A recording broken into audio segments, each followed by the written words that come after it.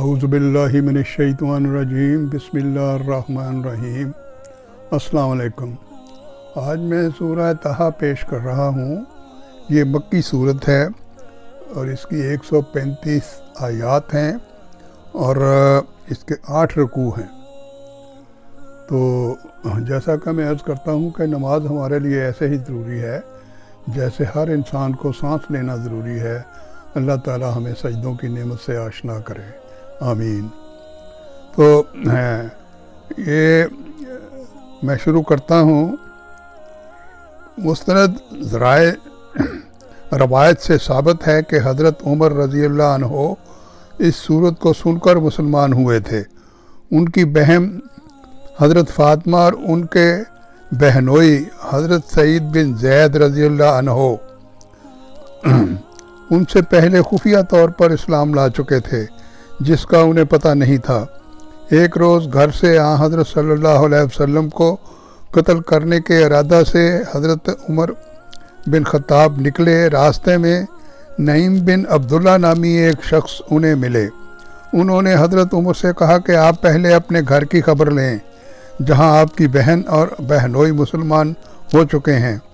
حضرت عمر رضی اللہ عنہ غصہ میں واپس آئے تو بہن اور بہنوئی جناب حضرت خباب بن اردت رضی اللہ عنہ سے سورہ طٰہٰ پڑھ رہے تھے۔ حضرت عمر رضی اللہ عنہ کو آتے دیکھا تو انہوں نے وہ صحیفہ جس پر سورہ طٰہٰ لکھی ہوئی تھی کہیں چھپا دیا، لیکن حضرت عمر پڑھنے کی آواز سن چکے تھے اور انہوں نے کہا مجھے پتہ چل چکا ہے کہ تم مسلمان ہو چکے ہو۔ یہ کہہ کر بہن اور بہنوئی کو مارنا شروع کر دیا۔ اس وقت ان دونوں نے کہا آپ ہمیں کوئی بھی سزا دیں، ہم مسلمان ہو چکے ہیں۔ حضرت عمر نے ان سے کہا اچھا مجھے بھی دکھاؤ وہ کیا کلام ہے۔ بہن نے انہیں غسل کروایا اور وہ صحیفہ ان کو دکھایا جس میں سورہ طٰہٰ لکھی ہوئی تھی۔ اسے پڑھ کر حضرت عمر رضی اللہ عنہ مبہوت ہو رہ گئے اور انہیں یقین ہو گیا کہ یہ کسی انسان کا نہیں، اللہ تعالیٰ کا کلام ہے۔ حضرت خباب رضی اللہ عنہ نے انہیں بتایا کہ حضرت صلی اللہ علیہ وسلم نے یہ دعا فرمائی ہے کہ اللہ تعالیٰ ابو جہل یا عمر بن خطاب میں سے کسی ایک کو اسلام کی توفیق دے کہ اسلام کی قوت میں اضافہ ہو۔ چنانچہ اسی وقت وہ حضرت صلی اللہ علیہ وسلم کی خدمت میں حاضر ہوئے اور اسلام قبول کر لیا۔ تو اس صورت میں اللہ سبحانہ تعالیٰ فرماتے ہیں کہ یہ قرآن تو صرف یاد دہانی ہے۔ اللہ کو پکارتے ہوئے اس سے دعا یا مناجات کرتے ہوئے اگر تم لوگ اپنی آوازوں کو بلند کر دیا کرو یا آہستہ رکھو، اس سے کوئی فرق نہیں پڑتا۔ وہ یقیناً جانتا ہے چھپی ہوئی بات کو بھی اور نہایت مخفی بات کو بھی۔ پھر آیت نمبر 9 سے لے کر 98 تک حضرت موسیٰ علیہ السلام کا ذکر ہے، جو کہ میں بعد میں عرض کروں گا۔ تو پھر اللہ سبحانہ تعالیٰ نے فرمایا کہ تسبیح بیان کیجئے اپنے رب کی حمد کے ساتھ سورج طلوع ہونے سے پہلے اور اس کے غروب ہونے سے پہلے۔ یہ نماز فجر، مغرب اور عشاء مراد ہے۔ تو اللہ سبحانہ تعالیٰ فرماتے ہیں کہ ہم نے آپ کو دی ہیں 7 بار بار پڑھی جانے والی یہ آیات اور یہ سورت ایک مومن کے لیے زندگی بھر کا وظیفہ ہے۔ اپنے گھر والوں کو بھی نماز کا حکم دیجئے اور خود بھی اس پر جمے رہیے۔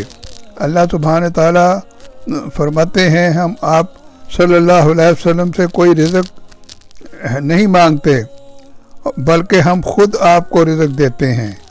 تو پھر آیت نمبر 111 میں اللہ سبحانہ تعالیٰ فرماتے ہیں اور سب چہرے جھکے ہوئے ہوں گے اس ہستی کی طرف جو حی القیوم ہے۔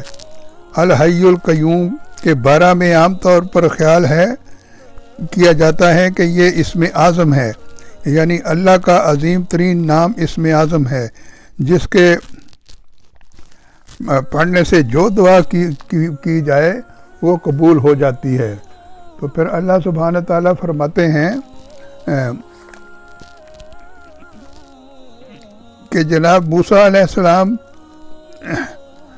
کی کوہ طور پر اپنے ساتھ ہونے والی ملاقات کا ذکر کیا، اور یہ بتایا کہ جب موسیٰ علیہ السلام کوہ طور پر تشریف لائے تو اللہ تعالیٰ نے انہیں جوتا اتارنے کا حکم دیا، اور ان سے پوچھا کہ موسیٰ علیہ السلام آپ کے دائیں ہاتھ میں کیا ہے؟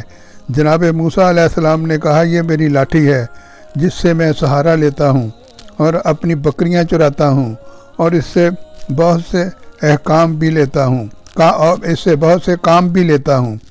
اللہ تعالیٰ نے جناب موسیٰ علیہ السلام کو اپنی چھڑی زمین پر گرانے کا حکم دیا۔ جب چھڑی زمین پر گری تو وہ بہت بڑے اژدہا کی شکل اختیار کر گئی، اور جناب موسیٰ علیہ السلام خوف زدہ ہو گئے۔ اللہ تعالیٰ نے موسیٰ علیہ السلام کو کہا کہ عصا پکڑنے کا حکم دیا، آپ اسے پکڑ لیں، یہ لاٹھی ہے دوبارہ اپنی شکل میں واپس آ جائے گی۔ اس کے بعد اللہ تعالیٰ نے جناب موسیٰ علیہ السلام کو فرعون کے سامنے جا کر تبلیغ کرنے کا حکم دیا۔ جناب موسیٰ علیہ السلام اس موقع پر اللہ تعالیٰ سے دعا مانگتے ہیں کہ اے میرے پروردگار، میرے سینے کو کھول دے، میرے معاملہ کو آسان کر دے، میری زبان سے گرہ کو دور کر دے تاکہ لوگ میری بات کو صحیح طرح سمجھ سکیں، اور میرے اہل خانہ میں سے جناب ہارون کو میرا وزیر بنا دے۔ اللہ تعالیٰ نے جناب موسیٰ علیہ السلام کی دعا کو سن لیا اور ہارون علیہ السلام کو آپ کا نائب بنا دیا۔ آپ فرعون کے دربار میں آئے تو فرعون نے اپنی قوم کی حمایت حاصل کرنے کے لیے آپ سے سوال کیا کہ میری قوم کے وہ لوگ جو ہم سے پہلے مر چکے ہیں، آپ ان کے بارے میں کیا کہتے ہیں؟ جناب موسیٰ علیہ السلام کا ذہن علم حکمت سے پر تھا۔ آپ نے بڑا خوبصورت جواب دیا کہ ان کا علم میرے پروردگار کے پاس ہے، اور میرا پروردگار نہ کبھی بھولا ہے نہ کبھی گم ہوا ہے۔ اللہ تعالیٰ نے فرعون کو تباہ و برباد کر دیا اور بنی اسرائیل کو فرعون کے ظلم سے نجات دی۔ اس کے بعد اللہ نے جناب موسیٰ علیہ السلام کو اپنی ملاقات کے لیے بلایا۔ جب موسیٰ علیہ السلام اللہ تعالیٰ سے ہم کلام ہو رہے تھے تو ان کی قوم نے ان کی عدم موجودگی میں سامری کے بنائے ہوئے بچڑے کی پوجا شروع کر دی۔ موسیٰ علیہ السلام واپس پلٹے تو اپنی قوم کو شرک کی دلدل میں اترا دیکھ کر انتہائی غضبناک ہوئے، اور جناب ہارون علیہ السلام سے پوچھا کہ آپ نے اپنی ذمہ داری کیوں نہیں پوری کی؟ جناب ہارون نے کہا میں نے ان پر سختی اس لیے نہیں کی کہیں لوگ منتشر نہ ہو جائیں۔ جناب موسیٰ علیہ السلام کا غصہ ٹھنڈا ہوا تو جناب موسیٰ نے سامری کے بنائے ہوئے بچڑے کو آگ لگا کر اس کی راکھ کو سمندر میں بہا دیا، اور اس جھوٹے معبود کی بے بسی اور بے وقتی کو بنی اسرائیل پر ثابت کر دیا۔ سورہ طٰہٰ میں اللہ تعالیٰ نے یہ بھی ارشاد فرمایا ہے کہ جو اللہ تعالیٰ کے ذکر سے روگردانی کرے گا، اللہ تعالیٰ اس کی معیشت کو تنگ کر دے گا، اور قیامت کے دن اس کو اندھا کر کے اٹھائے گا۔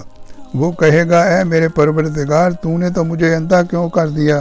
اللہ تعالیٰ فرمائیں گے میں نے تمہیں اپنی آیات دی تو تو نے ان کو نظر انداز کر دیا، چنانچہ آج تمہیں نظر انداز کر دیا گیا ہے۔